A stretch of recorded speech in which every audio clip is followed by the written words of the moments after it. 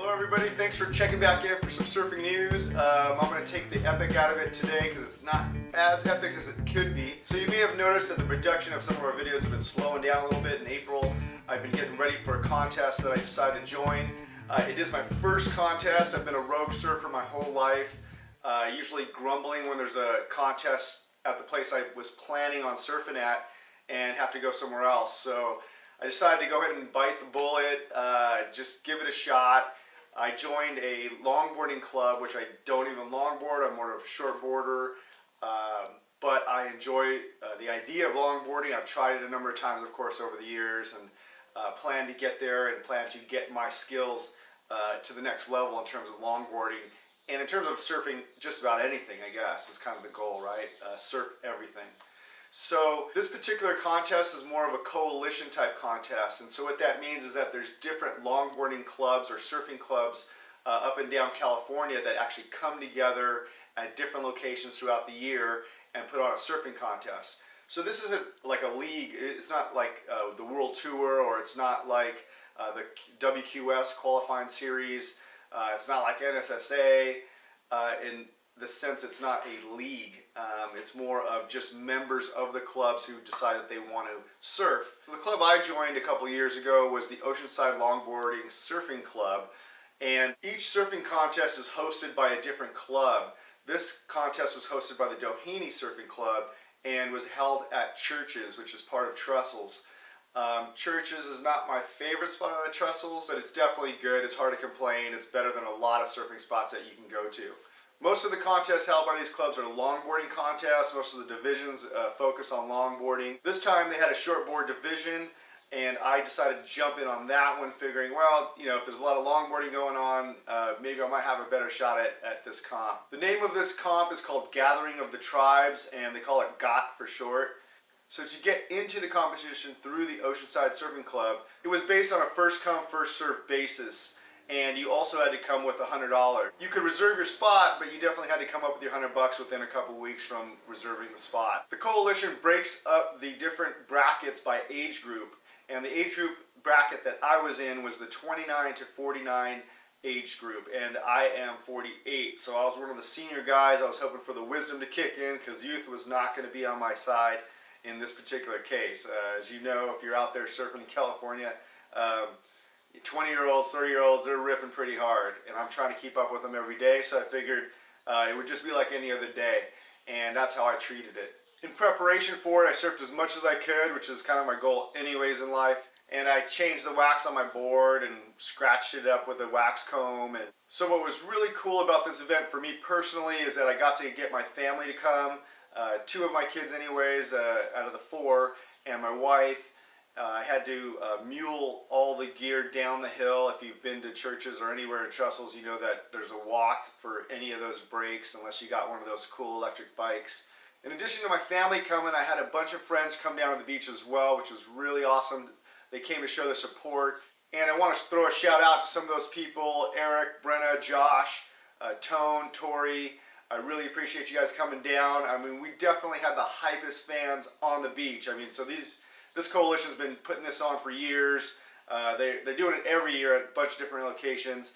I definitely have to say that the people that came down to support me were the most hype, some of the loudest. They were cheering. What was even cooler is I had made some limited edition Pro Surf Blog shirts. The shirts have a picture taken by Eddie Conroy of me surfing a couple months back, and so I should say thanks to Eddie as well for actually taking those pics, taking the time to send me those pics and so forth. So big shout out to Ed for that. So here's some of the shirts. So you see there, just freaking smashing that end section there. Super cool picture. The colors are popping. Board rails are popping as well. So I really appreciate that. I had a bunch of those made, or at least a handful of them made. Like I said, limited edition for myself, some family, and some fans. So I really appreciate everybody supporting the gear and showing the support. So I have some footage of some of my surfing from the contest. It was taken on cell phones by the same fans, so you're gonna have to squint a little bit to probably see, or you're gonna have to use your imagination to fill in, you know, what kind of power might have been happening on some of these waves, because it's pretty far out. But again, I'm so stoked to get any kind of footage of my waves, and especially by my hype fans that were there. And so, to give a spoiler alert, I lost. I made it to the semifinals. Of course, getting to the semifinals just takes entering in this particular bracket. So, $100 gets you into the semifinals, gets you a t-shirt, long sleeve t-shirt, pretty cozy style. So that's pretty cool, and I got a couple burgers and some coffee and a breakfast burrito. So that was pretty cool. So, but yeah, so at the end of the day, I did lose. I did have a strategy. I executed my strategy. I have to probably take ownership for the loss. I had a strategy. I actually executed the strategy till about halfway through the heat, and I didn't complete my strategy. So I have to take ownership on the loss. I definitely had the guys thinking about what I was doing, since I was building house, catching waves right off the bat, taking some of the smaller ones initially just to get on the board, as there was waves that day that were really good, but it started to slow down as the tide started to drop out. And so I started to kind of feel that maybe we wouldn't get those set waves in our heat, or at least not enough to spread out to give enough other competitors the edge to get ahead of me. So for that $100 in the comp, you get into the heat. It's only a 15-minute heat, so you can imagine you have to make it happen, you have to make it pop. Sometimes at a reef break, it can take a little while for waves to come in. And with that said, there's a 6-wave maximum you can get. So about 6 minutes, 7 minutes into the heat, actually about maybe 8 minutes into the heat, a set wave came. A couple of the other competitors took those waves that were going right, which is the favored direction at church to take, because that will sometimes open up for you. It wasn't a classic day in terms of swell at church. There was actually, the peaks were more broken up. There definitely wasn't a whole lot of waves going all the way across the reef. I mean, it was probably broken up into 4 different sections, which can happen. And in that situation, there was actually lefts as well, which church is not known for lefts. I didn't even think I was going to be going left. It turned out I ended up catching a lot of lefts, and unfortunately, most of the rights that were working were only the set waves. So like I said, 2 of the other guys who were surfing really well, they got some of those right-handers and were able to kind of open up and link a few maneuvers together. So I did get some nice lefts. I got a couple of critical turns in there, but most of those waves were kind of one maneuver, maybe a little closing at the end, but nothing that stretched out. So at the end of the day, I got about 5 or 6 waves in that heat, which is good. That was actually one of my goals, was to get as many waves as I could in 15 minutes and try to get my money's worth for my $100. I know I should probably be in it to win it, but there's a little economic factor in the back of my head as well. So that was definitely my low bar, was get enough waves, have fun, let people know who I was if they didn't know who I was. I am a local surfer in the area, and some people come from other areas and some people are from here, but there's so many people out in the water, people don't necessarily know everybody, right? So I definitely think that I had the other competitors wondering, maybe even getting a little worried that I was actually making the right strategy through the heat. And so that was kind of fun as well, right? As a lot of these people are kind of there contest after contest, and I was kind of that dark horse that came in. So there were 6 people in the heat. I got 6th place. I definitely didn't think I got 6th place, of course. We're going to hashtag sour chuckles. I came in, I would have figured I would have got 4th on the low side, possibly 3rd. So the top 3 people will advance to the finals. And I figured that, you know, if the judging was on my side, I would have got 3rd. But I figured, okay, I got 4th as I was kind of watching the waves that everybody else was surfing, at least as much as I could, right? So there was a couple guys that didn't really seem like they were catching waves. I didn't see much happening. And so I'm super surprised that I got 6th out of all that. So all the fans on the beach that came from me, you know, I have to say they're probably biased. But they actually said the same thing without me saying what I thought when I came out of the water. They thought I was actually going to advance, and they thought that I got at least 3rd. There was definitely 2 guys that you know, were handling it and maximizing their scores better than I did by getting those set waves. So, you know, the judging is one of those things that's subjective, right? And so I'm definitely, the judges probably are doing a very good job for the top 1, 2, 3 people, you know, somewhere in that range. It's probably a lot to manage, but they're probably really focusing on those scores is what I would think. If you are familiar with these contests, what happens is that they're not like regular judges that's their job and this is what they do. They're actually volunteers from all the clubs basically. So people will volunteer, and in a lot of cases, and in this particular case, there weren't enough judge volunteers. I mean, they probably could have used more volunteers, you know, for the whole event in general, because it's a lot of work. It takes a lot of work to put this thing on. So, you know, I'm impressed with the event and how it came together and what it was. At the same time, you know, it'd be nice to have set judges, and you know, I think they were. There was more need for judges than what people were stepping up for. So even the day of my comp, even an hour or two before my heat, they were still requesting over the mic for more judge volunteers. So you can imagine. And then out of that, you know, if I were to, you know, make excuses, you know, some of the people are going to know other people, maybe their friends, family, or just know them through the circuit. And so, you know, they're going to be looking out for those people in terms of paying attention to their waves maybe better. And so, you know, it's one of those things. Of course, I think I should have got better than 6, but I'm so stoked to be part of the event. So like I said, I'm so stoked to show my surfing, surf a board that nobody else was surfing. I was surfing a 5'4". You've seen it before. It's a kind of a round nose style board. Super fun. Some of the other guys, that, at least two of the guys that I think moved on, I mean, they were surfing big boards. I mean, they were like big fish boards. So, you know, it's a trip in this contest. The definition of a shortboard is really flexible in a sense of, you know, the high end in terms of length is like a 7.6 or 7.4, 7.6. So, I mean, to me personally, I wouldn't even call that a shortboard. If somebody showed up at the beach and was like, pulled out a 7.6 and said, "Hey, look at my shortboard," you know, it'd be kind of a joke, right? You'd be kind of laughing. I mean, there's a bunch of hybrids these days, so it's getting sometimes harder and harder to define a longboard versus a shortboard.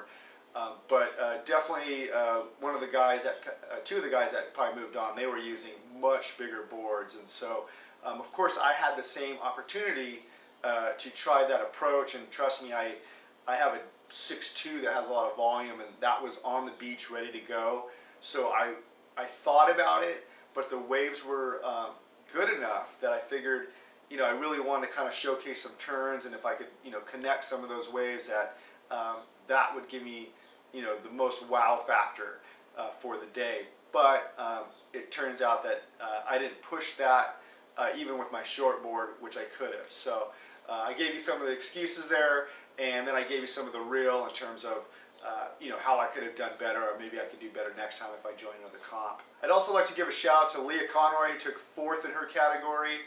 Cheers to you, Leah, and good surfing. Keep it up. Also want to say thanks to the lifeguards who seem to be doing a good job going up and down the beach. The police who were there. I mean, I even saw police, you know, really qualifying somebody with a emotional support dog, where the owner was leaving the dog around, or you know, you know, it's hard to question those things. You don't know what people's situations are if they need such a thing, but. The officer noticed that these people had been there a couple days and so forth. I'm not calling anybody out, but I'm part of the disabled community, or at least my son is, so I get a little bummed when people kind of take advantage of, or, you know, abuse things like the parking, and with placards that maybe aren't their placard, or they don't have the person with them, or people that are using emotional support dogs more loosely than they should, right? Because if you look around, there's a lot of people who are using them that need them, or they're beneficial maybe to them, but you know, it's one of those things that a lot of people are abusing that service, which actually impacts people who really need to utilize those services in the disabled community, and then has everybody kind of, you know, giving the stink eye sometimes to people who really do need it. So I encourage the police and I encourage the clubs to try to honor that. They didn't have disabled parking there, which is kind of interesting. So I wish they would have had that. That would have been nice as well. But they did open up a special parking lot up by Lowers that made it a little bit easier to get down to church. So that was pretty awesome. So I'm going to go ahead and transition here into the footage from that day. You may have seen one of the clips if you've been on Instagram or Facebook. A lot of times I'll get pictures to Facebook and Instagram before I actually get productions here on YouTube. So if you're not following me there, go there and you might get a little sneak peek, or you might get different content that's related. So again, sorry for the delay for this content as well as other videos in general for April. But I hope you enjoyed what you see here, and I hope you see some of the pictures that we have over on Facebook as well.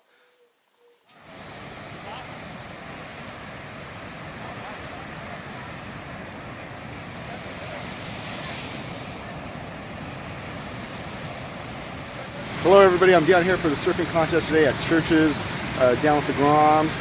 Really going back there, and waves look super fun.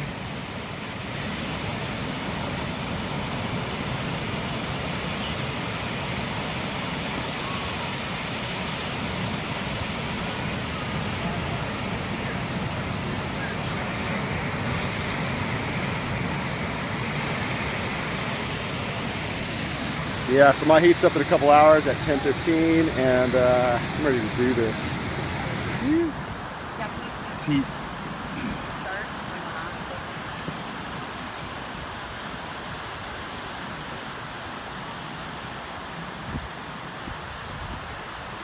Man, it's like the 80s, all the hot pink, orange.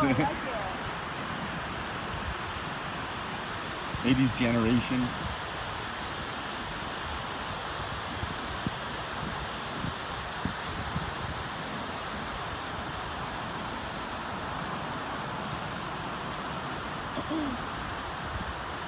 Rocky all the way out there?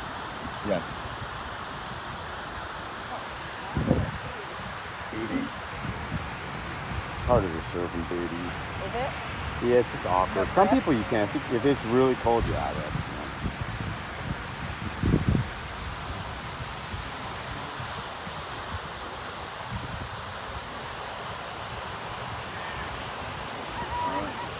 All right, Philly. Yeah. Hopefully you get some good waves. It's gonna pick up.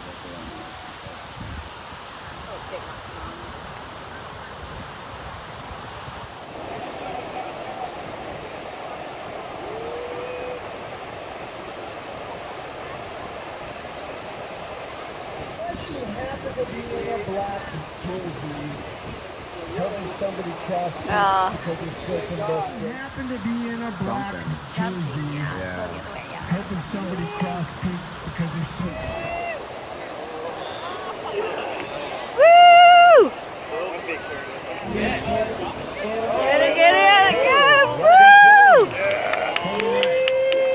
Woohoo! Yeah, something coming out the back. Come on, Phil. Oh, that was nice. Yeah, couldn't get in front of it. No bueno. Someone off the back. Hopefully Phil's got it. Yeah, yes, Phil. Yeah. Oh. Yes. Yeah, buddy. Yeah. Yeah. Oh.